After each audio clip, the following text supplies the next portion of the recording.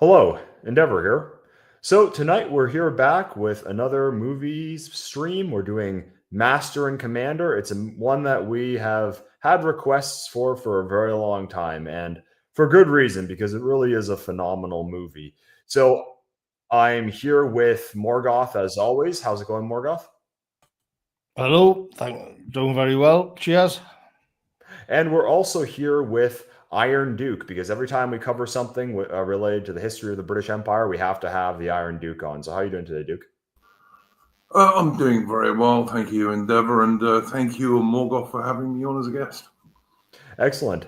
So I'll start with a plot breakdown of the film. It's not that complex of a plot, but then we'll from there get into our takes on the movie. So the plot is that the lead character, his name's Captain Jack Aubrey. He's played by Russell Crowe. I think this is the first Russell Crowe movie we've covered.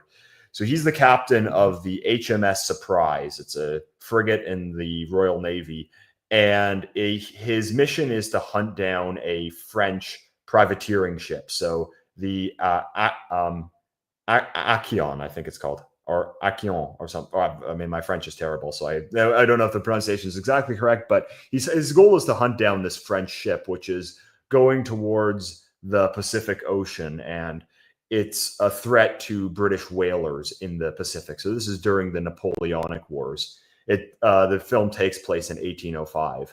So at the very start of the film, the HMS Surprise is assaulted by the Acrion, and it deals significant damage to the ship. But rather than returning to England to rearm, Captain Aubrey decides to repair the ship while at sea and pursue the French vessel into the Pacific Ocean through Cape Horn. So they go through Cape Horn, where there's horrible storms and one of the most difficult maritime passages in the entire world. And they make it to the Pacific Ocean, so on the far side of South America. There's a pursuit. There's kind of this back and forth. The ships engage again, but the Surprise is able to escape the engagement. Then they're planning on going to the Galapagos Islands because that's in the area that they're sailing. On aboard the ship is a doctor. His name's Dr. Stephen Maturin, and he's a good friend of the captain. And the doctor is very fascinated by zoology and by natural history. So he wants to go ashore on the Galapagos Islands and study the wildlife on the islands. But then Captain Aubrey decides that they can't actually they can't actually do that because a whaling vessel had been sunk and they saved their survivors, meaning that the Achion is in the area. This leads to a debate between the two. They have this argument, and the captain decides we're not going to the Galapagos, even though that to the doctor's dismay, because he feels like he's going to miss out on documenting the wildlife. But eventually there's an accident aboard, and the doctor's accidentally shot by a Marine who's hunting a bird on the ship. And in order to allow the doctor to perform surgery on himself, he needs to be on dry land. So Aubrey docks the ship, and they go aboard the Galapagos. They go on shore of the Galapagos Islands, and the doctor is able to perform the surgery on himself and save his own life. And that gives him the opportunity to study the wildlife on the Galapagos.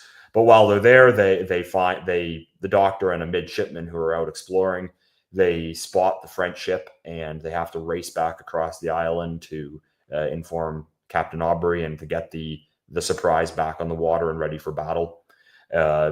Aubrey sets a sneak attack, so he disguises the HMS Surprise as a whaling vessel. The French ship approaches, and then they open fire on the French ship. The captain leads a boarding party, and eventually, in the final battle, the HMS Surprise captures the Achion, and he believes that initially Captain Aubrey believes that the captain of the French ship was killed in the battle. The doctor of the ship hands over his sword, but then they later realize that in fact the doctor actually was the captain, and that he was disguising himself. So as the Achion is sailing off, they realize that their captain is still aboard, so they have to pursue the vessel. and then they're going to chase them to Chile, and that's where the film ends. So quite a simple plot, but it certainly is an excellent film, even if the plot is pretty straightforward. So I'll hand it over to you guys. I'll go to Morgoth first. What are your thoughts on Master and Commander? Well, I think it's great. I remember when it first came out, and I thought it was a bit of an oddity. It seemed to be like a film from the 1950s or the 1960s, which has just kind of popped up again in 2003, I think it was. And then it kind of sort of just stuck out like a sore thumb because of how decent it was and how well made it was.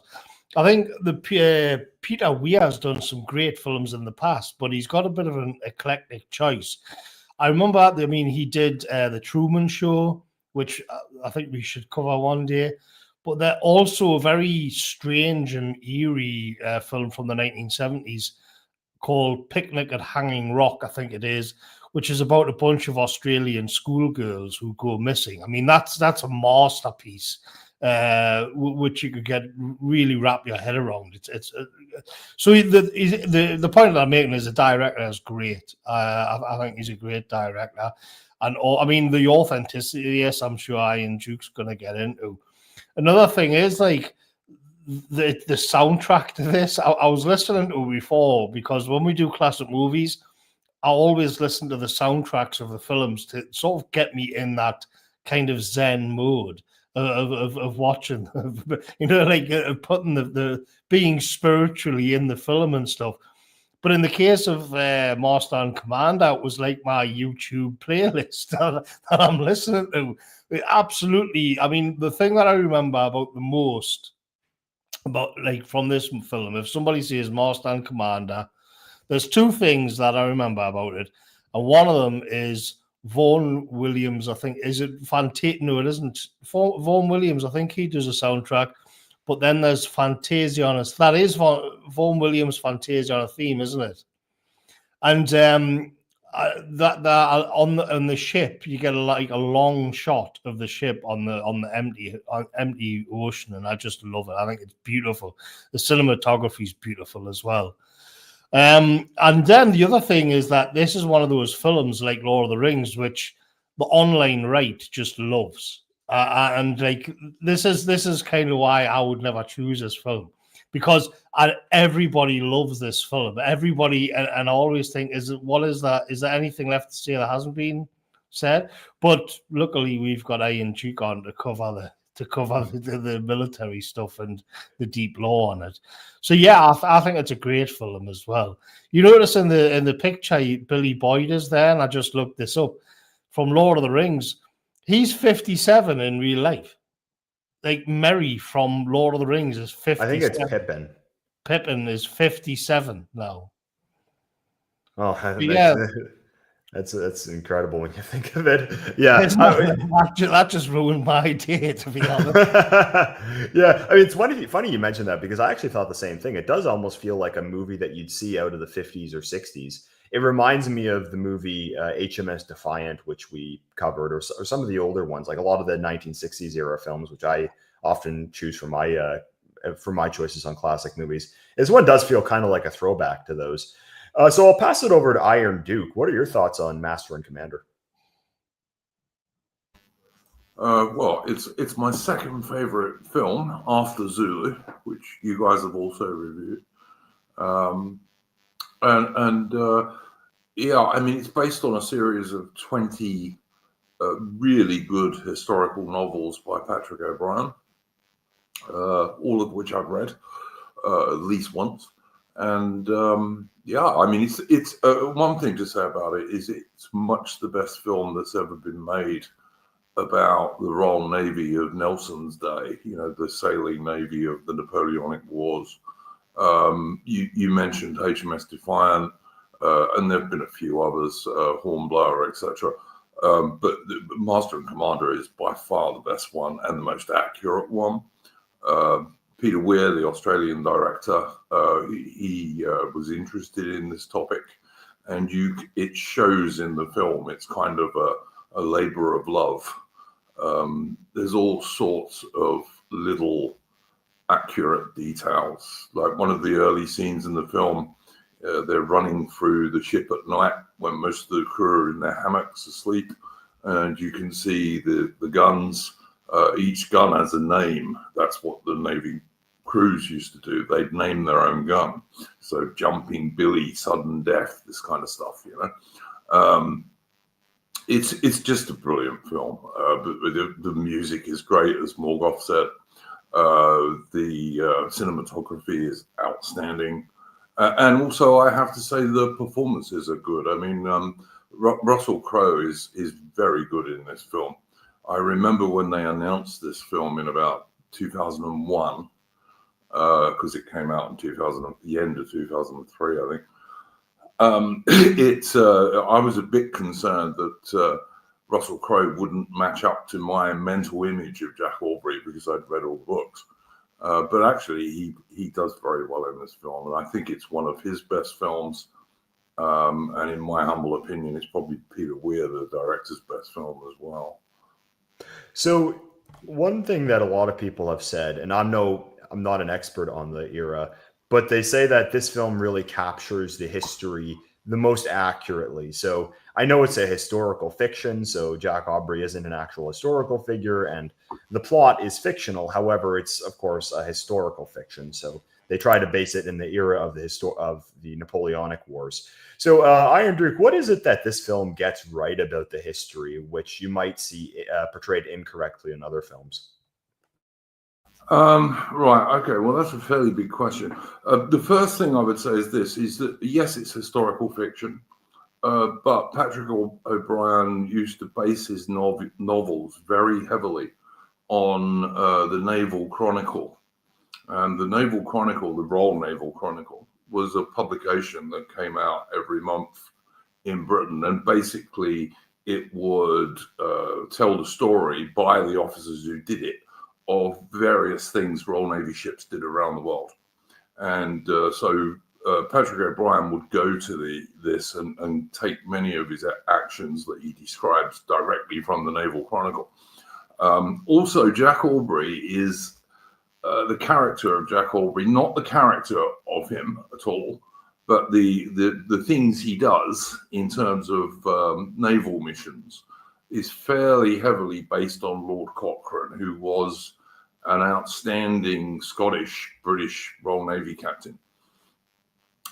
His character is not like that. For example, in some ways, Jack Aubrey is an anti-hornblower. So Hornblower was a tall, gangly chap who had no ear for music, who didn't like to drink very much, and who was fairly liberal, you know, in the Whig 18th century sense of the word. Whereas Jack Aubrey in the novels is a big, jolly fellow who likes drinking and likes to chase the ladies on occasion, and who is very much Tory. He's a conservative in the late 18th, early 19th century sense of the word. So yeah, Mitch is saying that Aubrey's based on Thomas Cochrane. Yeah, to some degree he is in terms of his professional stuff. And then of course you have Stephen Maturin, and Stephen Maturin is really useful in the books, particularly because he's supposed to be a half Irish and half Catalan doctor, so from Spain, near Barcelona, and but also half Irish. And because he's a landsman, in the books, Maturin is really useful because he enables the author to describe all sorts of naval stuff, because he can have one of the sailors or Jack Aubrey explain it to Stephen Maturin, and therefore, if you're a landlubber reader, as most of us are, then you know he'll explain to you about the masts and yards and sails and all this kind of stuff, which you really need to understand to some degree if you're reading a book about the Navy in Admiral Nelson's era. The other thing about the movie is HMS Surprise was a real ship. The British captured her from the French. And she was a small frigate. Like HMS Surprise is a 28-gun frigate. And by the time the movie and the books are set, most frigates were 36 guns, and some frigates were 44 or even 50 guns. So she was a little frigate back then. And part of the plot of the film, as you were saying, Endeavour, is that they're trying to fight this bigger French ship, the Acheron, which is supposed to be a 44-gun ship. So she's got many more guns, and they're also bigger guns than those on HMS Surprise. So you mentioned the characters of Captain Aubrey and Stephen Maturin, and I find that one of the most interesting aspects of the film is the relationship between the two. So Jack Aubrey is the archetypical military officer of Britain in the 19th century. He's a heroic, courageous leader. I mean, he's a bit more. He might not be super aristocratic because he is a bit of a gruff and a rough guy, but he does love music. He loves to drink, and he is kind of an expression of part of the Faustian spirit. So during this era, Europe was expanding around the globe, conquering new territories, and the ability of ships to reach the far reaches of places like the Pacific Ocean. That's really part of Europe's Faustian drive into the new lands, which we've talked about a lot on our classic movie series. So Aubrey is this highly competent naval officer. He knows all the details of the ship, all the different lines, and everything there is to know about naval life and of naval power. Whereas the character of Stephen Maturin, I find that he embodies another very Faustian drive, but in a different expression. Yeah, he's a bit of a different expression of that. So he's the ship's surgeon. He's a highly educated and intelligent medical doctor, and also an avid naturalist. I mean, I think he might be a bit inspired by Charles Darwin, even though Darwin lived in a couple decades later.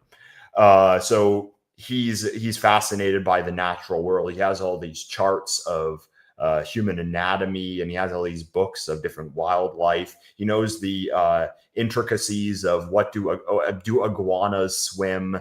Iguanas don't swim, but on the Galapagos Islands, these ones do, and he's fascinated by that there are flightless cormorants. So he kind of embodies this Faustian drive of scientific advancement. So at the same time as Europe was sailing around the world, conquering new lands, they were also making all these scientific breakthroughs. So the procedures that he performs in the movie, they come across to us as extremely primitive. Where you look at all the surgical equipment he has, and it's quite frightening.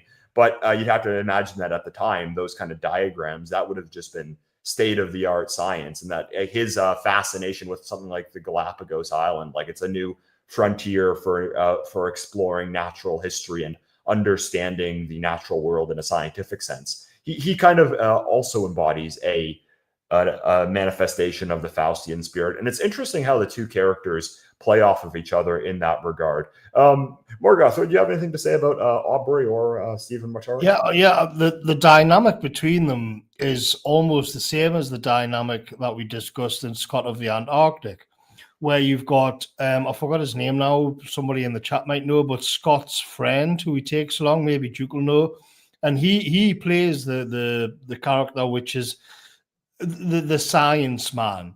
The man who wants to kind of linger and uncover the geography and the wildlife and the climate. And then you've got the man who's actually at the head of the expedition. And he is sort of, in Aubrey's case, it is that he's got he's duty bound by the state, by war. This is what has to take precedent. And in Scott of the Antarctic, it's the mission. But it's a bit more controversial because he is like kind of supposed to be there on a scientific mission as well. But it is that similar kind of tension between the two things, where you've got one man, the man in charge, has to go off and fight a war or has to conquer the North Pole. And he is also at the same time on this sort of expedition to discover the world for knowledge and science. And you see almost the same arguments sort of play out here. Although in this, I'd say Maturin puts up more of resistance than what's put up in Scott of the Antarctic.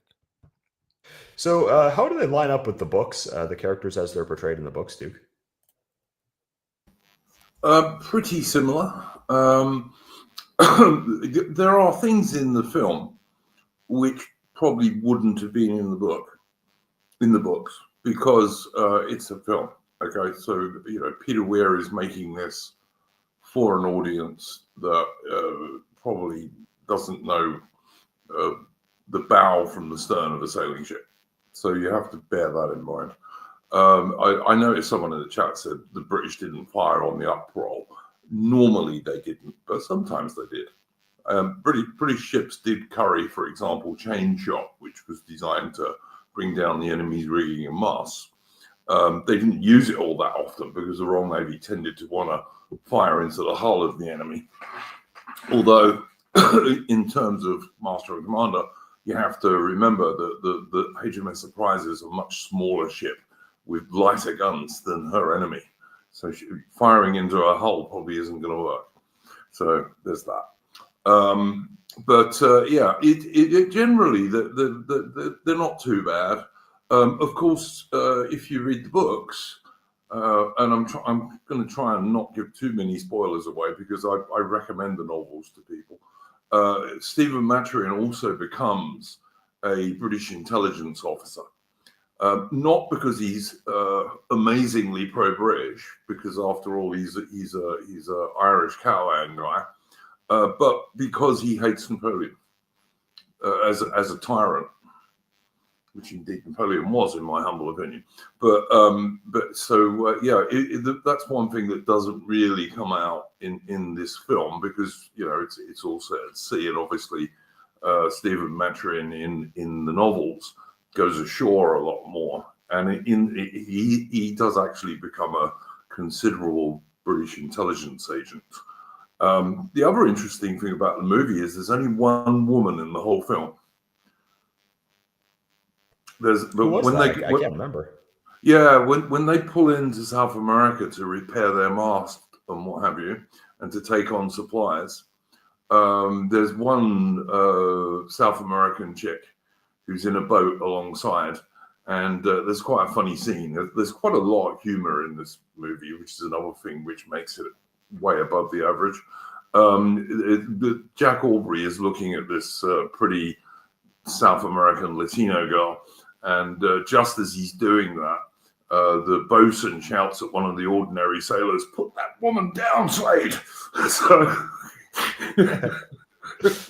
as Mitch has just said in the chat. Sorry, carry on. I was going to say, I do think it's funny that this kind of this genre of film has a set of tropes that you always see. And one of them is like busty babes who pop up on like a tropical island somewhere, and everybody gives them the once over.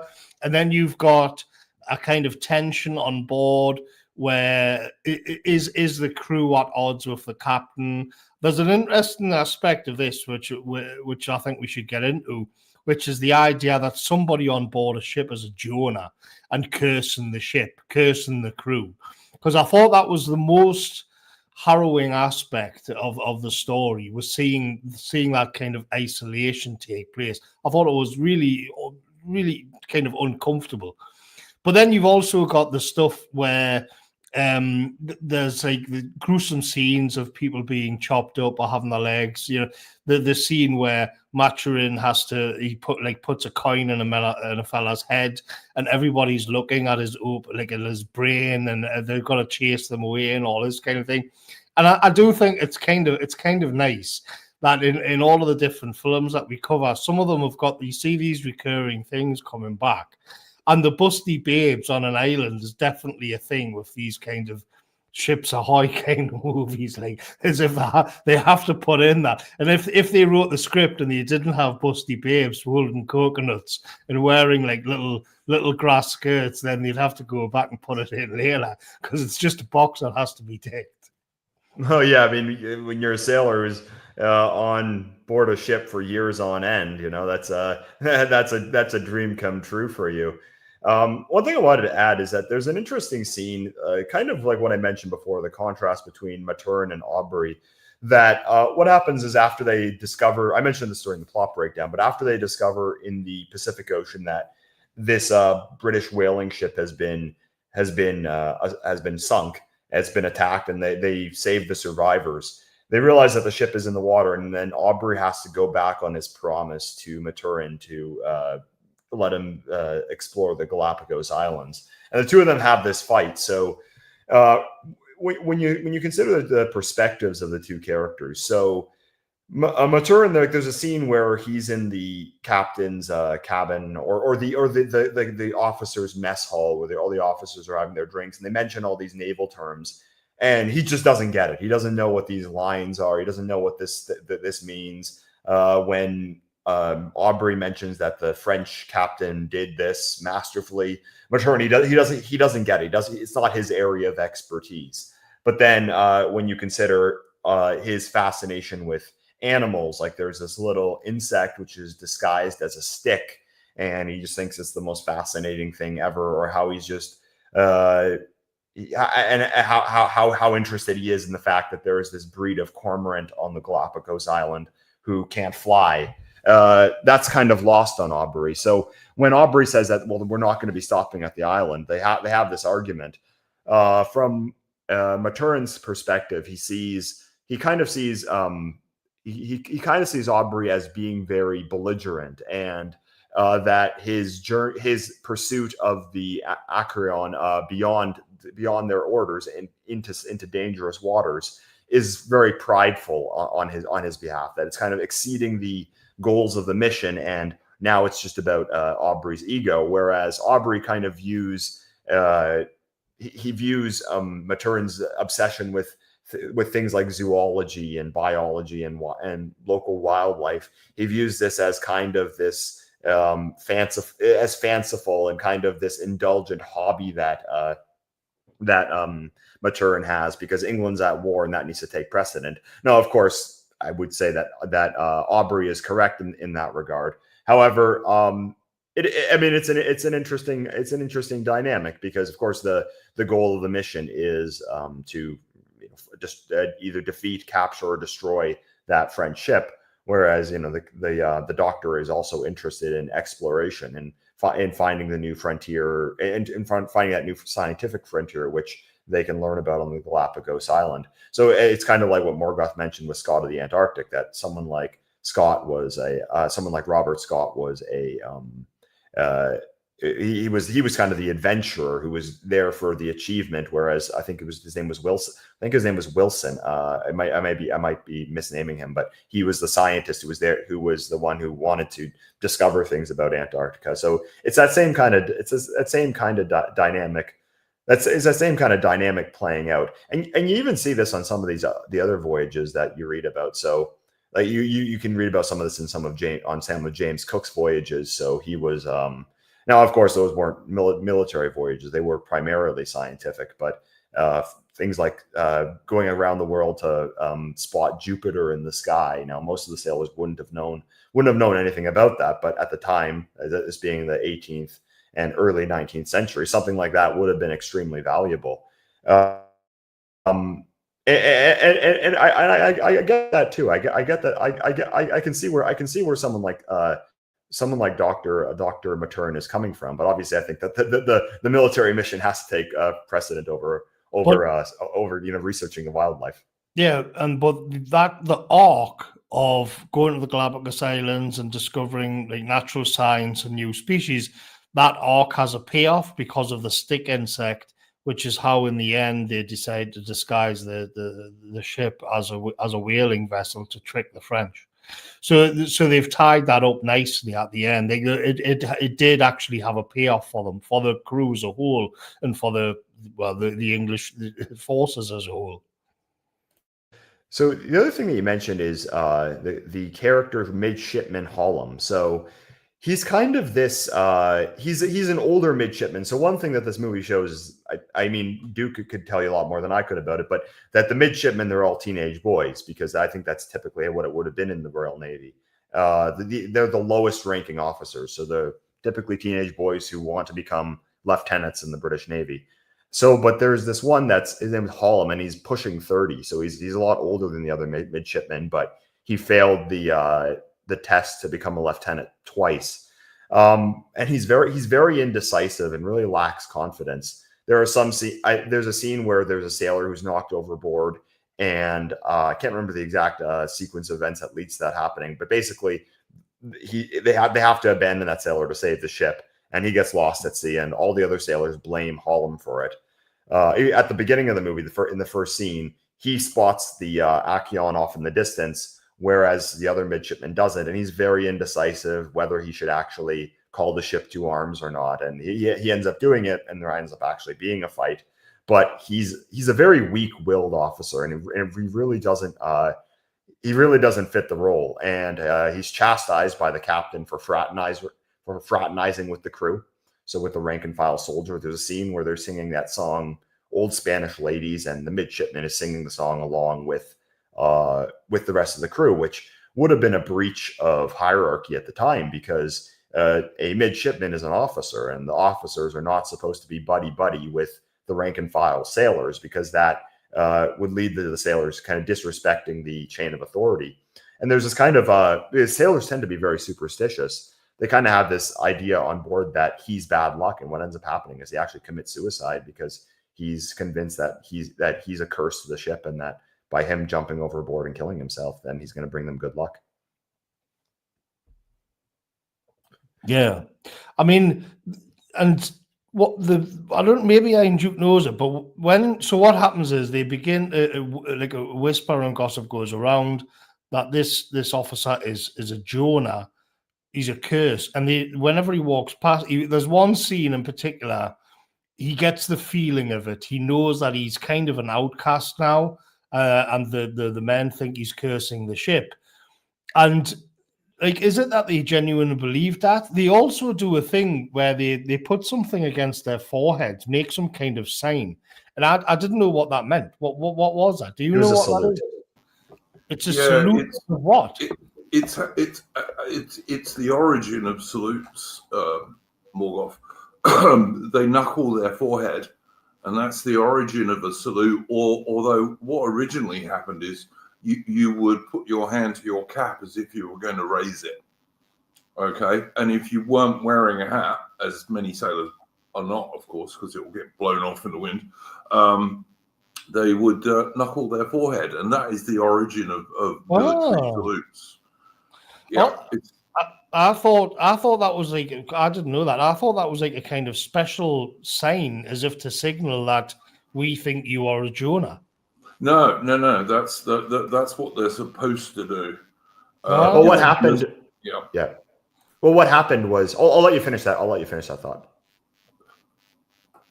All I was going to say is that just before we move on a bit, Morgoth was talking about Captain Scott. Now, called Captain Falcon Scott was the Royal Navy officer, and you mentioned earlier Endeavour, and I think you're entirely right, that bits of Stephen Maturin are inspired by Charles Darwin, and of course Charles Darwin, when he did his famous voyage around the world, was on HMS Beagle. He was on a Royal Navy ship. So these things are actually quite closely related, if you see what I mean. So in terms of that scene, like why did they do that salute, and why was it kind of shown as something that was a bit ominous? I think it was just a slight misinterpretation of what they're doing. Knuckling their forehead is what they're supposed to do. That's showing respect to the officer. So what happened was the reason they start calling this guy a Jonah is, first of all, as you rightly say, he's an indecisive officer. Right at the beginning of the film, he thinks he spots the enemy through the fog, but he doesn't beat to quarters to get the ship ready for battle. And the other younger midshipman, the guy who loses his arm later on, he's the guy who actually says beat to quarters. Yeah. And then the thing that really turns the crew against him is during the storm, when they're going around Cape Horn, Holland is sent up the mast to help one of the topmen. They're the guys who, right at the top of the mast, it's the most dangerous and skilled job on the warship. And you had to be an experienced sailor to even be able to do that job. And Holland is sent up there to help one of the sailors. And because he's cowardly, basically, he doesn't go up the mast. He just sits there hanging on to the rat lines. And it's because he doesn't go up the mast to help this topman, as he'd been ordered to do by one of the other officers. That is what really turns the crew against him. And yeah, sailors could be quite superstitious back then as well. So what happened was that the sailors didn't respect Holland after this. First of all, because he was cowardly, he was very indecisive, and then they blamed him for the one guy that had been washed overboard and lost yes. As they were going across Cape Horn. So and then the other thing is that later on you see that he's basically singing along with the crew when he shouldn't be doing that, because he's fraternizing with the rank and file sailors. And what the captain says to him is that you're not supposed to be friends with them. They'll view that as weakness, and eventually they'll despise you. You actually have to show authority. And he says, don't be a tyrant, but you actually have to be the leader, and your job is not to be their friends. So what happens is that there's a sailor that, now that they view him as a bad omen, they view him as a Holland, which is, I guess it means like, I don't know exactly what that means. It means like someone who's bad luck. So one guy bumps him as he walks past Holland, and Holland basically just takes it, even though, I mean, this is like blatant insubordination. Captain Aubrey then immediately calls out that sailor, tells him to freeze, demands that the man at arms or something puts him in irons, so arrests the sailor. And then the next day at 8 bells, I don't know exactly what time that is supposed to be. I don't know if that's 8 a.m. in the morning, but this sailor is lashed. So Morgoth mentioned that every movie like this, every movie with ships, it needs to have the busty woman. It has to have the injuries. It has to have the talk of a mutiny and things like that. Well, they also have to have a scene where someone is flogged. So the captain has this guy flogged for failing to salute as he walked past Holland. But I mean, it's not even really as much failing to salute as much as he just like intentionally bumped into him and just showed like complete disrespect for him and insubordination. But with Holland, I mean, he's just so weak-willed that he would take it. So after this guy was lashed, once Holland walked past the crew, they all did this salute to him, which is what they were supposed to do, but they're doing it in this kind of sarcastic way, in saying that, like, well, you know, our mate got lashed because of you, and we all think that you're bad luck, and we don't want you on the ship anymore. Even though he was like kind of the nice guy, he was the one who was really indecisive, not strict enough. Eventually, they all just ended up hating him because, well, he was a bad officer, and it led to disaster, and it led to them believing that he was bad luck. Yeah. My favorite scene in this film, I just want to say this before it slips my mind, but it's the bit when the fella gets washed overboard and he's kind of tangled up with it. What seems it's hard to tell because it's such chaotic, because they're in this unbelievable storm, and they're left with that horrible choice. And earlier, Captain Aubrey tells a joke, like an anecdote at dinner, where there's 2 weevils. That's another thing. That's another like thing you've got to have in these films, because where you've got to have like maggots in the food, or like beetles or grubs, or in this case it's weevils. And he tells Maturin to like pick one of 2 weevils, and then he does it, and Aubrey like slams the table. He says, "I've got you. You in the service. You're always supposed to pick the lesser of 2 weevils." And it's this kind of like, I actually think it's a funny joke. Like I actually kind of like that. That's what they call a dad joke now, isn't it? But then, because it's a funny moment, a little bit later on, when the fella gets swept overboard and they've got to cut through all of the rigging unless the whole ship gets torn apart, he's actually faced with that for real. he's actually faced he has to let the man die, and that'll be the lesser of two evils. And I think it's even mentioned to him as well, or maybe on a different context. But that whole scene, I think, is absolutely fantastic. You get you see like the way that's been put together with the storm. You get the look on their faces. Then there's this resignation, and then Aubrey does it himself because he's just a total chad, and he's not going to have another man responsible for killing him.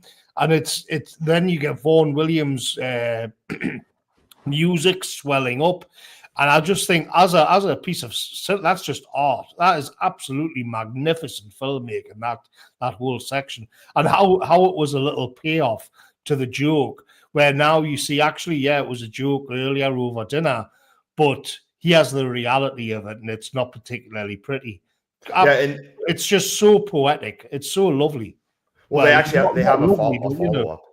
They have a follow-up to that, because in the following scene, when the captain is under deck and Maturin is trying to console him, because he cut the lines to save the ship, but that doomed that sailor to death. The doctor says to the captain, "Well, as you said, you have to take the lesser of two evils." And then the captain just says in a somber voice, "Weevils." It was less like repeating the joke, like lesser of two evils. Yeah, but like totally like sad. Yeah, great. Yeah. Absolutely great stuff. Great how that's weaved in. Yeah. I also really like the scenes where they're discussing Admiral Horatio Nelson. So yeah, I wanted to get into that. Yeah. Yeah. So now, even though Aubrey is a fictional character in the lore of the film, he had served with Admiral Nelson in the Nile River. So the campaigns that Nelson fought in the Nile, that Captain Aubrey fought under him, and they have a lot of great humor in there as well. That the midshipman, what's his name then? Blakely, or the young one, the one who's like only about 15 Lord Blakeney. He's supposed to be the son of a lord.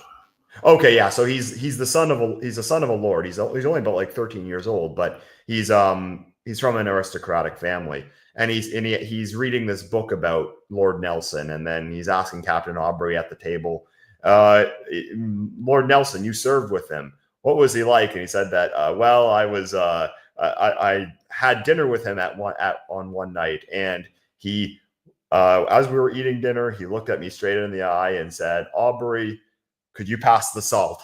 And it's a good scene. It's great. It's great humor. But I do like how the figure of someone like Horatio Nelson, this would have been someone who everyone would have heard of. He would have been kind of this legendary figure, but now someone like Aubrey, who of course he didn't actually know him in real life. He was a fictional character, but in the context of the movie, is someone who knew and served with him. So I wanted to ask Iron Duke. So what would Nelson's reputation have been in the Royal Navy during the Napoleonic Wars? So before Trafalgar, before the battle which made him something of legend, what was his reputation in the Royal Navy? He was a legend in the Royal Navy before Trafalgar, because of course the Battle of the Nile, which is where Jack Aubrey was supposed to have served as a lieutenant, totally destroyed the French fleet that was supporting Napoleon's invasion of Egypt, and doomed the French army in Egypt to eventual defeat at the hands of the British army at a battle later on. And Nelson was already a legend because he'd already fought the Battle of the Nile, which was an annihilation. And this is not the place to go into the tactics he used there, which were pretty brilliant, but also depended on the brilliant seamanship of the Royal Navy captains, officers, and men. The Royal Navy really did have the best sailors in the world in those days. Key Buckley in the chat is mentioning Cape St. Vincent. At Cape St. Vincent, Nelson took his 74 gun ship and boarded a Spanish 74. And then from the deck of the Spanish 74, which he captured with his men, he then boarded a Spanish first rate and captured that as well. It was called Nelson's Patent Bridge for boarding first rates. Very extraordinary. And of course, he'd also fought the Battle of Copenhagen by this time as well, where the British annihilated the Danish fleet to stop the French Napoleon getting hold of it. So Nelson was this huge hero. And I think it's worth pointing out that in the movie, this is another one of the many good little bits in the film. Lord Blakeney, the young midshipman, who is the guy who actually tells the guys to beat to quarters at the beginning of the movie, because the other guy is faffing and can't decide. He loses his arm. And again, in the early scenes, what I really like about the film is when the French ship opens fire on them, you see that one of the main things that caused the casualties back then was as the solid iron cannonballs hit the ship, they would create splinters. And some of these things would be bloody great spears of wood. And you actually see all the thousands of splinters when the French ship hits the HMS Surprise. And of course, Blakeney gets a big splinter in his arm, and the doctor has to chop his arm off. And so Jack Aubrey goes along to see him in the sickbay, and he gives him the book on Nelson. And of course, what was famous about Nelson was that he was wounded quite a few times. He'd lost the sight in one eye, and he only had one arm. And that is part of the reason why Jack Aubrey gives that young midshipman that book, is so he'll read it and realize, you know what, I've lost my arm, but I could still be Lord Nelson, because Lord Nelson had lost an arm. Yeah, it's a great moment because the book is closed, and the young lad is, he's got a stump now, and he asks Aubrey a question about Nelson, and he says, best you just read the book. So he opens the cover of the book, and the first thing he sees is a picture of Nelson standing proud, but you can tell that he's got an arm missing, and it's kind of like, okay, I've lost my arm, but this is still like one of the greatest men in British history, and he's a living legend, and I can be like him. And so it says, I think it says a lot about Aubrey and his insight into his own men, and a way to kind of boost morale and these little touches. Certainly, I mean, I was just thinking before that we've done the Mutiny on the Bounty, that we did the both of them that are out there, except for the very old one. And then we've also done the HMS Defiant with Alec Guinness. And out of all of the sea captains we've had, I think I would prefer to be under like Aubrey's command than all of the others. I'd certainly prefer to be under Aubrey's command than Captain Bligh's, even though I kind of defended Captain Bligh a little bit on the stream. I'll certainly opt to be in Aubrey's crew above the rest. Yeah, I mean, it is worth pointing out that, and actually, I remember when we did this stream, Iron Duke was in the chat screaming at us about how that's perfectly fine, but how the movie that we covered, it didn't really do William Bligh justice. We covered the 1962 version, but we did the one where Trevor, what was his name? Trevor Howard played Captain William Bligh, but I think that. We didn't really cover. We addressed it during the movie, but I do think that Anthony Hopkins' William Bligh was a lot better. I guess I'll hand it over to Iron Duke, and maybe it might be a bit of a tangent, but if you want to go off on like William Bligh and why he was a great ship captain, you can. Someone in the chat saying Bligh was a quintessential flogging captain. He wasn't. He wasn't a particularly harsh captain. Where Bligh had a fault was he used to swear at his officers sometimes. And whilst you could swear at the sailors, you weren't really supposed to swear at your officers. The guy who really formed the mutiny, the guy who, what's his name, plays in the most recent one, Fletcher Christian, he was a very sensitive soul, shall we say. And didn't like the fact that Bligh would sometimes swear at him.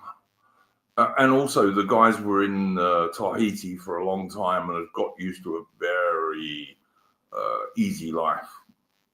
because they were supposed to be getting these breadfruit plants and transporting them to the Caribbean. And Bligh was actually a brave sailor. He fought in a number of important battles, and he was also a really good seaman. He was abandoned in an open boat in the middle of the Pacific, and the mutineers must have thought that he and the men who went with him would all die. But he took this open boat right through the Torres Strait, which is between New Guinea and the tip of Cape York in Australia, and took it all the way to the Dutch East Indies. And he was chased by headhunting cannibals as he was going through the Torres Strait and all sorts of things. He was actually a very good officer. And when I was a little boy, I used to go to the Imperial War Museum in London, in Lambeth in London. And I used to walk past his house because it had a blue plaque on it saying Captain Bligh used to live here. But yeah, he's given a very bad rap in most of the Mutiny on the Bounty films. Although, as you say, the recent one where what's his name played him is much. Yeah, that's much the best one. I also wanted to mention another dad joke, which is in this film, when they're sitting at the table in the wardroom, or maybe it's the captain's cabin, because the captain couldn't eat in the wardroom unless he was invited, but he would also sometimes invite his officers into his cabin. And Jack Aubrey gives a toast, and he says, "To wives and sweethearts, may they never meet." And that's a traditional Royal Navy toast, which I'm sure they're not allowed to do these days, because these days there are women on warships, sadly. But back in those days, that was a traditional Royal Navy toast, and it still was in the 1970s and 80s even. And the Weevil joke, that's a traditional Royal Navy joke. So there's lots of little things in this that are that make it a brilliant film. Lots of tiny little details. So Morgoth mentioned that of all the ship captains we've covered in these films, and let's keep in mind that we're talking about the films, not the actual historical figures which they're based on or may have inspired them. Captain Aubrey seems the best. So I think that he strikes me as the perfect blend of authority and compassion. And so he's not a tyrant, but he's also quite strict with his men. I think he really strikes that balance. He kind of strikes that balance perfectly. So the officers are expected to maintain the chain of command. So he's not buddy-buddy with the crew because he can't be. He's the captain and they have to respect him. And the chain of command has to go through the captain to the lieutenants, rather. Sorry, we're not American. From the captain to the lieutenants through to the midshipmen, and they're the ones who pass those on to the sailors. So he chastises Hallam for being too nice with the crew, and he even says to him, like, they'll view it as weakness, and even if you try to be friends with them, they'll eventually hate you because you're not supposed to be their friend, you're supposed to be their officer. And he's right. They eventually do end up hating him, and he commits suicide. But he doesn't come across as tyrannical. So the scene where he orders that one sailor be flogged, it's very important that he does that because the sailor was blatantly insubordinate to an officer, even though it was the one that was weak-willed and a poor officer. That's a major threat to the chain of command, because if sailors are going to get away with not following protocol and disrespecting their officers, then that's when you get things like a mutiny on your hands. So, like I think it was with the mutiny on the Bounty. I just want to add a point, like with the mutiny on the Bounty. Like I think a lot of it, the historical one, is more kind of like that. Bligh might not have been actually strict enough with his men when they were running around on Tahiti. But overall, I think that Aubrey is like he does seem like a good. He does seem like a good figure, which embodies a lot of values and a lot of virtues, and one of those being good leadership. Yeah, he comes across as a good man who won't be pushed around in any way.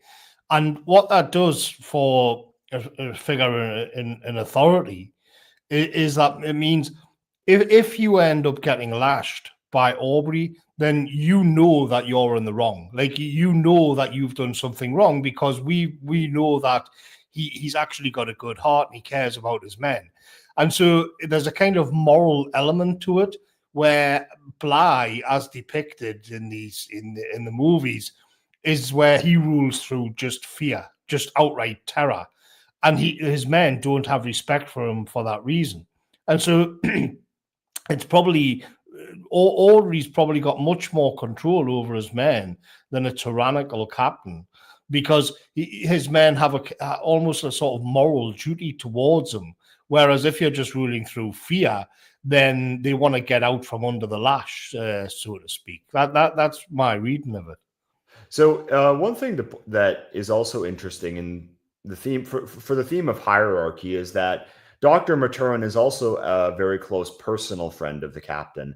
And as I mentioned earlier, that he doesn't really understand naval life so much. So he's a doctor. His profession is anatomy, and his hobby is naturalism, is zoology.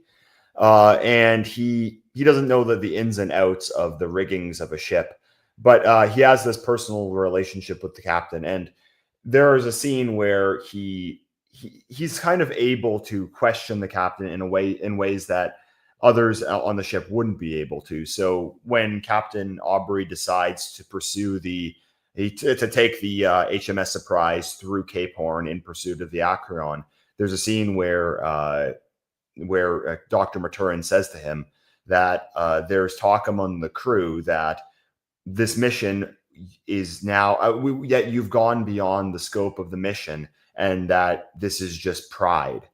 And this kind of relationship between the two of them, the fact that he's kind of on the outs of that hierarchy, so he's kind of an outsider looking in, it allows his character to be a lot more frank with somebody like Captain Aubrey, and talk to him almost like an equal, almost like a friend, whereas even the other officers would have had to have spoken to him as a superior.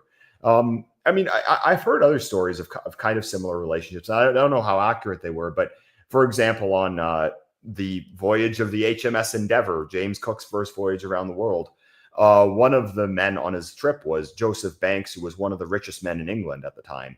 And he's the one who funded the voyage, and again, kind of like Dr. Maturin in the film. He was interested in botany. Like Botany Bay is named that in Australia today because Joseph Banks went into Botany Bay to find all the different fauna that was growing there. I guess I'll ask Iron Duke: Are there any examples of this in the history which we can see of this kind of conflict between a captain and maybe someone who might be outside of that hierarchy? So in the case of the film, being like Maturin and Aubrey, or maybe in history like someone like James Cook and Joseph Banks. Yeah, I think again, look at Darwin on HMS Beagle and his relationship with the captain of HMS Beagle, who had his mental issues, it has to be said, although he was an extremely good skipper. The captain on a warship really, as you rightly say, Endeavour, couldn't be friends even with his other officers. Yeah, I mean, up to a point he could be, but only up to a point, because he was the captain. And the captain on a ship is God, basically. He's the nearest thing to a human God. And therefore he is in an isolated position. And if you read the books that Master and Commander is based upon, one of the reasons that Jack Aubrey takes Stephen Maturin aboard his little brig, the Sophie, which is supposed to be his first ship, is because he's lonely. He's just been promoted to Master and Commander, which is the captain of a smaller ship. And he's suddenly isolated. And of course, one of the things about being on a Royal Navy ship, and particularly back in the sailing Navy days, is everyone, including the officers, are crowded together. You get almost no privacy. You know, even a lieutenant gets a tiny little cabin, which might have canvas screens or very thin wooden screens for walls and doors that get taken down when the ship goes into action. And so one of the reasons that Aubrey takes Maturin on board his ship and they become friends is because he's lonely in this position as the godhead of everything on his ship. And that's why they become such good friends. And of course, both of them love music, which is why almost every evening in their cabin they play music. I think Aubrey plays the violin and Maturin plays the cello. And this is one of the things that links them together. And if you read the books, like on one occasion, Maturin is captured by the Napoleonic secret police guys. And Napoleon did have those, and he's tortured. And Jack Aubrey takes a huge risk by going in and rescuing him. Really good. As I say, I recommend the books. They're great. But yeah, you guys have both picked up on this. There is a reason why Aubrey and Maturin are mates. And it is partly because Jack Aubrey, the loneliness of command is a true thing, you know. I'd just say one other thing. One of the other things that makes this film so great is that HMS Surprise is played by a real 28-gun British frigate. They got a ship originally called HMS Rose, which was built as a 28-gun ship frigate replica in the USA from the American War of Independence. And they altered her to make her look like HMS Surprise. And she's still called HMS Surprise, by the way. She's based in some US port. And when she was HMS Rose, I actually sailed on her once, which was kind of cool. So, yeah. You've been aboard that ship? Yeah, I sailed on HMS before she became HMS Surprise years ago now. But, yeah, I sailed on HMS Rose once. But Duke's a real guy of the British Empire. She's the only... she was and is the only Royal Navy replica sailing frigate in the world. So, of course, I was going to do that because I just wanted to be able to say I've done it. I've been on the Endeavour replica as well in Australia. Oh wow! I've sailed on that as well. I'd like to do that someday. One thing I would go to Sydney, mate. She's mostly in Sydney. Sorry, I beg your pardon. One thing I was going to ask is that in the film, the Archeron. There's two sailors coming to Aubrey's office, if it is his quarters anyway, and they've created an exact model replica of the ship that they're chasing, or which is chasing them, depending on how you look at it. But they say that he knows what it looks like because he saw it being constructed in an American shipyard. Was that right? And I just thought, why was a Napoleonic ship being built in an American shipyard? Have I misunderstood that or something? It's two things, Morgoth. Partly, as I say, originally, this movie is based on about at least three of the Aubrey Maturin novels, and one of them ones it's based on, they were actually chasing an American frigate. But as I said before we went live, because the Americans were putting up the money for this film, they weren't going to have themselves as the enemy. So they changed it to a French privateer. Now, to be honest, not many privateers were 44-gun frigates. And the guys who had big, very powerful frigates in this time period were actually the Americans.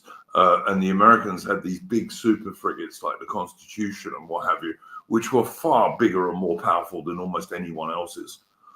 And so the Acheron is supposed to be a French privateer that was built in America in order to escape the British blockade of the French ports, because the French could build ships in their ports, but they couldn't go outside their harbors because the Royal Navy would capture them pretty quickly. Yeah, one thing that you mentioned earlier is that when we were talking about the chain of command and the loneliness of command, and how Aubrey kind of needs Maturin to be on the ship because he's not allowed to be friends with any of the officers. So it's like having someone on his own level who he doesn't have, who is kind of outside of that chain of command. But the one thing that kind of brings them together is the music. I first want to say that I absolutely just love the music in this movie. I just love the scenes where the two of them are playing together, where Aubrey's playing the violin and Maturin is playing the cello. Especially that ending scene where the two of them, as they realize that the French captain has deceived him, that he's still on the Acheron, and that they're going to have to go off and intercept the ship and take it into Chile because the French captain is still aboard. And the two of them are just playing as the ships sail off and the credits roll. It's a absolutely beautiful scene. Really just great stuff. But one thing I mentioned earlier is that that the two of them kind of embody these different spirits of the age. So like they're kind of different manifestations of the same kind of Faustian spirit. Whereas someone like Maturin, he's the scientist, whereas someone like Aubrey, he's the military officer. But they also come together over their love of the arts. So even though someone like Aubrey he's a lot more gruff, he's not like super aristocratic like you might see with someone like Horatio Hornblower, but he still loves the art. So he's still very musical. And that was another thing of the age. So this was the time of people like Beethoven, and as I mentioned at the beginning of the stream, how Europe was sailing around the world on these vessels and conquering new lands, and then science was taking off. The arts were as well. So the arts was also kind of part of what was also part of that that expansion, that like kind of the Faustian drive of the age. And I really like how it plays into certain scenes in the movie, especially that last one where the two of them just play as the ship sails off. It really is just wonderful stuff. I love the way that they've shot the Galapagos Islands in this, because the clues in the title, it's the far side of the world, and you do get the impression that you really are far away when you see the scenes on the Galapagos Islands. It looks like you're on the moon or something like that. Just it looks so barren and alien. It's wonderful to see, and it's kind of weird because it's in the internet culture on the dissident right, it's seen as being like sort of cringe, and I think I've spoken about this before. I can't remember what stream it would have been now, but I do find it fascinating that we see to talk about Charles Darwin now means like you're this kind of new atheist sort of cringe lord, and I've never understood that, because when you get down at what it is they're actually saying, whether it's Charles Darwin, like I've had people like write me long emails because they say, oh, well, Charles Darwin was a Freemason and he had these, and it's all subversion and all of this. And I'm like, I know, but if you go to somewhere like the Galapagos Islands and you just look carefully at what it is they're saying, what it is they're arguing. So in here, when they approach the island, one of the young fellas turns to Maturin and he says like the lizards are swimming. I think it's iguanas, but the lizards, yeah. the lizards are swimming in the sea. And he's saying, well, no, they don't. Lizards don't swim in the sea. They hate the seawater. In fact, and he looks closely, and they actually are.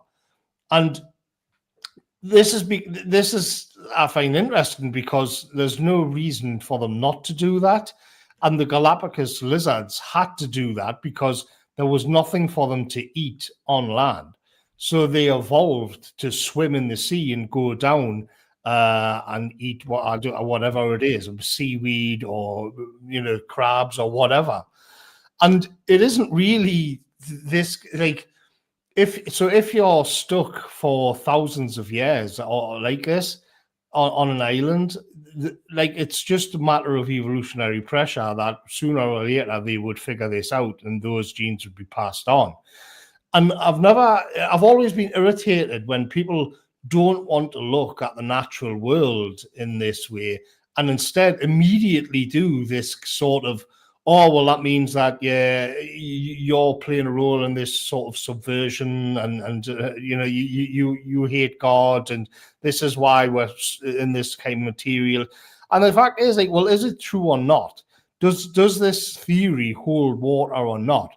And the Galapagos Islands and islands generally are interesting because they're so isolated, because there isn't then the creatures on it, like the giant turtles, and whatnot, they've had to adapt to this environment. There's no way around it. Or you can say, well, the creator plonked them on there and they've never changed since the dawn of time. Yeah, you can have that take, you can have that view. But you know, it's funny, it's unusual because you've said Faustian more than I have on the stream for a change. But that is kind of part of the deal, really, is that you will uncover all of this forbidden knowledge. And I find it kind of irritating that people are just see this now. It's been reduced to a meme. It's been reduced to this kind of libtard meme. You know what? Oh, go ahead. No, hold on. And what you can see is that, you know, it was great men with courageous men who traveled the world and discovered the far side of the earth, the far side of the world, and the mysteries on there, and charted them, and then noted down sort of empirically what it was they were discovering. Like this is part of our heritage, and people just want to kind of piss it away. And I think that what happened with that is that the kind of new atheism of the 2000s and stuff kind of poisoned the well and made people allergic to the whole thing. Because, you know, they used to, you know, the people like Dawkins or Hitchens or whatever, they used to think they were these geniuses by pointing out that, you know, some like pastor in Alabama who believed in creationism was actually incorrect because evolution is real, which of course I believe evolution is real. But they kind of poisoned the well, that it kind of became this irritating thing to bring up. But I think that it's something that we shouldn't allow that kind of cringe intellectual movement from the 2000s and 2010s kind of ruin for us, because someone like Charles Darwin, he wasn't a libtard. He wouldn't have been like a Richard Dawkins kind of person back in the day. Of course, I mean, it's true that his work ran against the grain to against the grain with a lot of religious theology, but I don't think it's something that we should write off as being libtarded, because like the guy was an adventurer and a brilliant scientist. And not only that, when you actually take that science and apply it to humanity, well, I mean, let me just say this: it leads us to some pretty based conclusions. So, like the idea. Yeah, the English classic liberals all arrived at those conclusions by the end of the 19th century as well.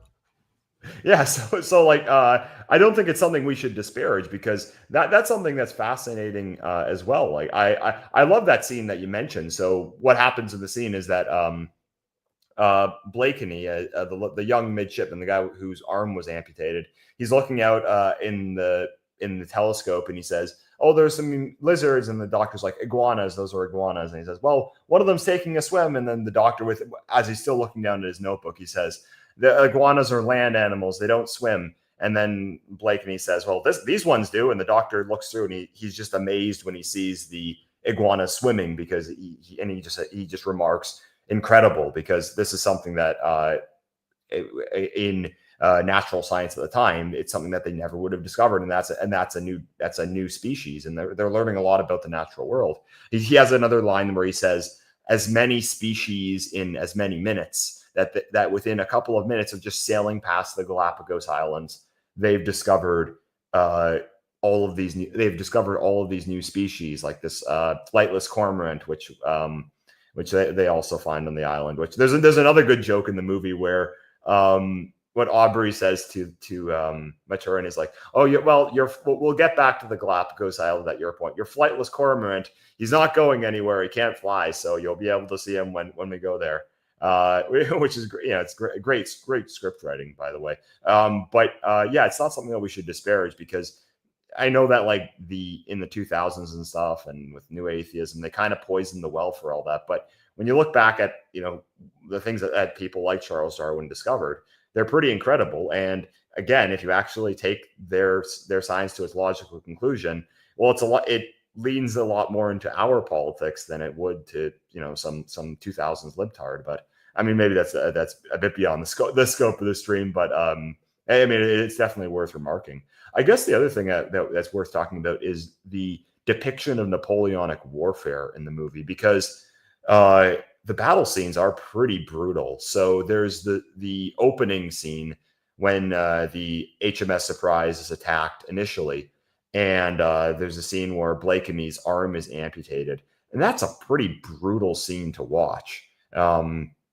So, even though it might have been the state of the art medicine at the time, to our eyes, when you see the doctor take out this saw and like hack off of a boy's arm, and all he has is a little swig of whiskey and then a little plank of wood that he has to grip between his teeth.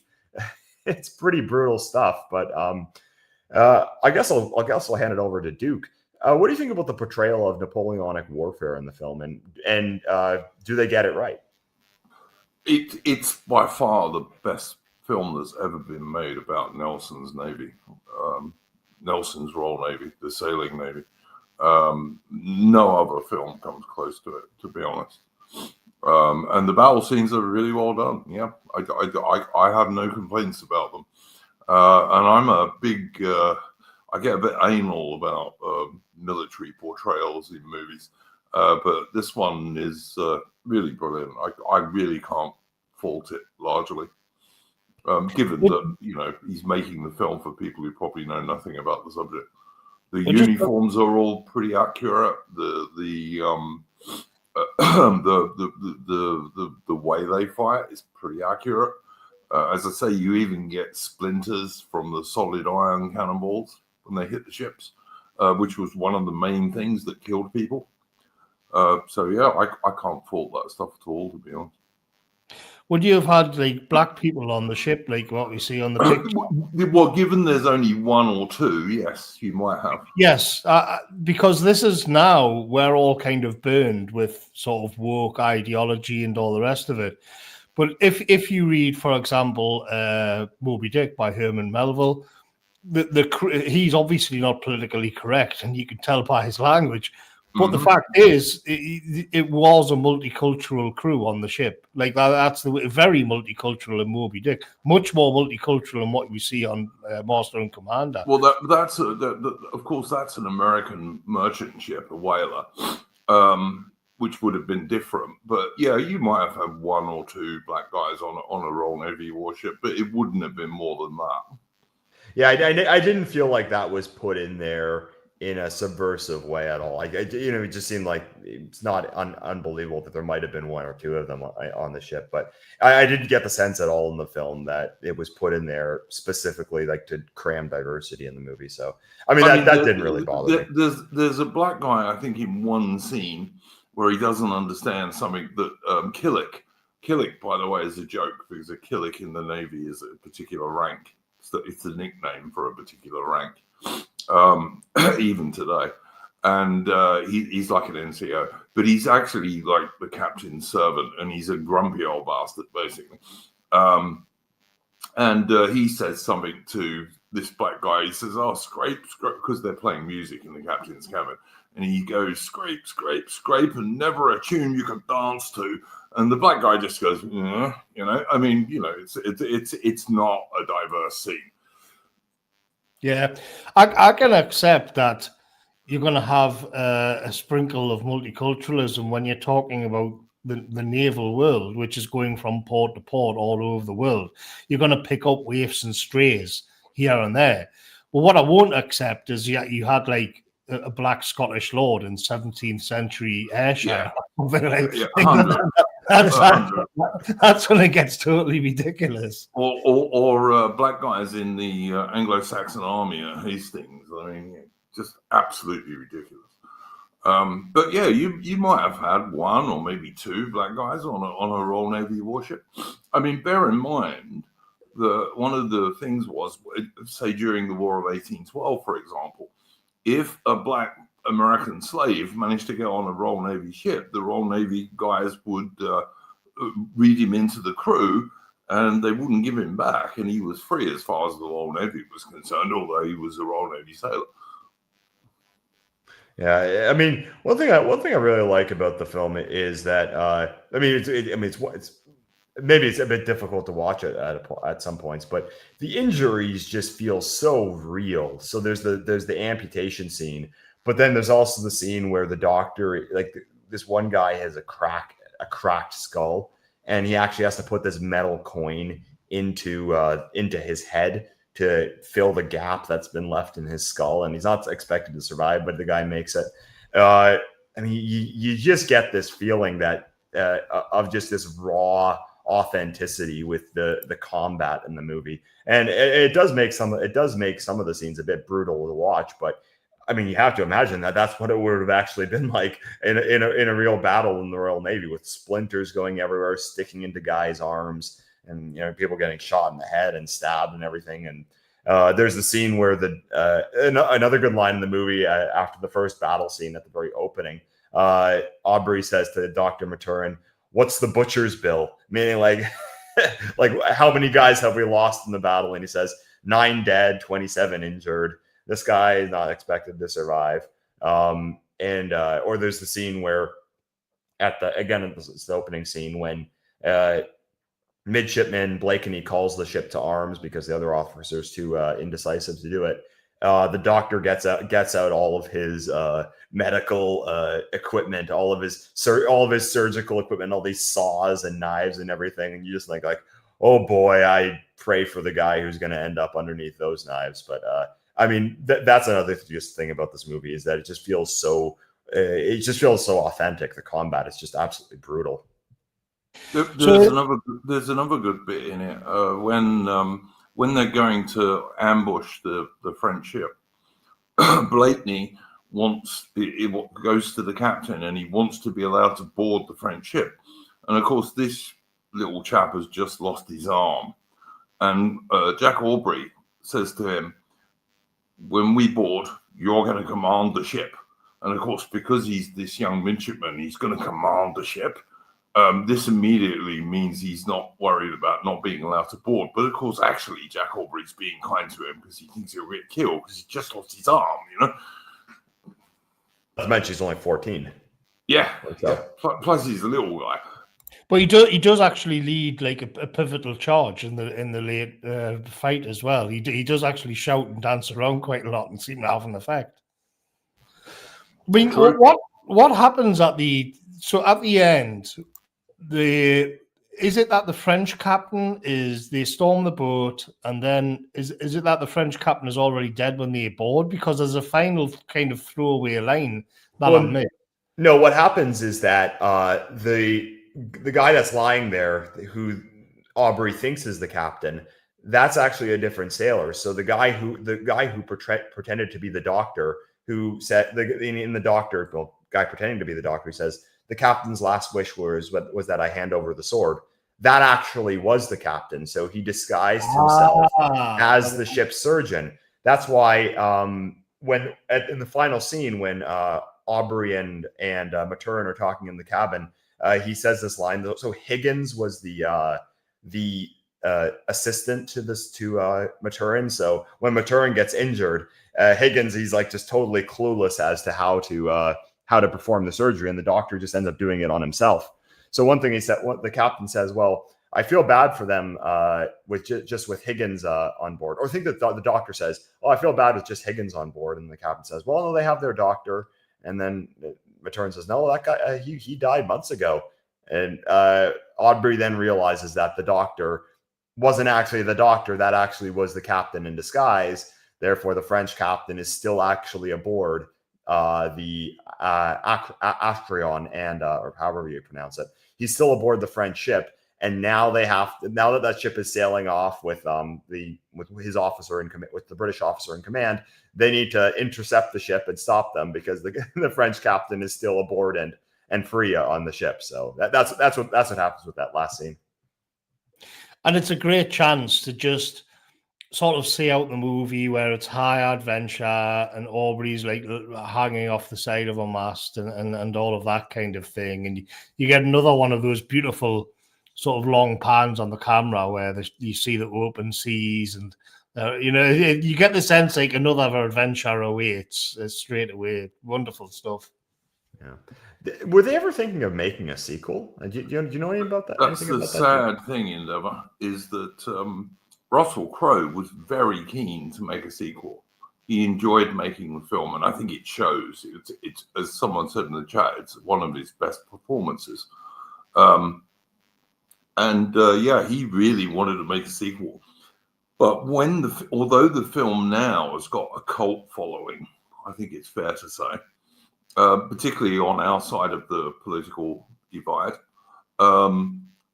it's at the time it was fairly successful. It didn't lose money, but it didn't make a fortune when it came out, and at the cinema in 2003, and so they never made a sequel. But Russell Crowe certainly wanted to. He was posting 4 or 5 years later on X, on Twitter, that he was keen to do a sequel.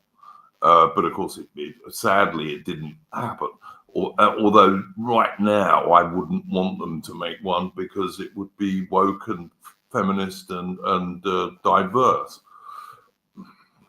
Well, yeah, I mean, I saw Russell Crowe about a year ago did another tweet where he tweeted out the trailer or a screenshot from it or something, and it was something along the lines of I love this movie more than the others, and Elon Musk quote tweeted him and said a criminally underrated film. But I definitely think it's finding its audience now, but it is so sad because this could have been like sort of Russell Crowe's franchise, you know, like say Tom Cruise has got Mission Impossible, and all the Harrison Ford's got Indiana Jones, and they've like all the big classic stars have got their own go-to movies because he could in theory, I don't know how it would fit in with the books, but in theory he could still be doing them now, like the 5th or something. Although he's a kind of old and a bit fat, but I mean, you know, he gets himself into shape. But the point is, he in theory he could have been still doing them now, maybe as an older captain or something. But it wasn't to be, and the sad thing is, Russell Crowe's career hasn't really, I don't know, it hasn't been that great. I always feel that Russell Crowe could have done so much more. I think this was kind of like his peak as well. You know, he did LA Confidential a few years before, then he did Gladiator, and then he did this. A few years after this, he did The Insider with Michael Mann, which was a kind of high prestige, high status kind of film. And it's kind of sad because you do get the impression that Russell Crowe was in the wrong era because he was too masculine and too white. And they were heading towards, you know, pretty boys and women. And so he was a little bit kind of out of time. But it's a tragedy that you don't have like a 5 Captain Aubrey movies, you know what I mean? Like a nice big box set. Well, Musk, if you're listening, and I know you're not, I want you to bankroll the base, non-woke sequel to Master and Commander. You know, get Russell Crowe in shape, get the authentic ship back on the water, and make it happen. Well, you know, we can dream. So we're almost done with the stream for the night. Do any of you guys have any points you wanted to add before we finished? Duke, you have anything else left you want to say? Well, first of all, I want to totally agree with what Morgoth just said. Yeah, I think Russell Crowe missed out on his franchise here. And it would have been a different franchise to everybody else because it's historical and British. So, yeah, I think he really did miss out on that one. I mean, I'm not sure if it was you or Morgoth Endeavor who at the beginning of the stream said, like, even in 2003, this was a very unusual movie. It was kind of like a throwback to a classic film, you know, the sort of thing that somebody like what's his name, the guy who played Gordon at Cartoon. There's a film you should do. You should do Cartoon at some stage if you haven't already done it. Yeah, it was kind of a throwback movie. I don't like the phrase that we use some people use on the right, cozy. I don't like that phrase very much. But it is a cozy film if you're a straight white guy. You know, it really is. It's good from that point of view. That's the one key Buckley in the chat. But yeah, it's a classic movie. If you haven't seen it, you're really missing out.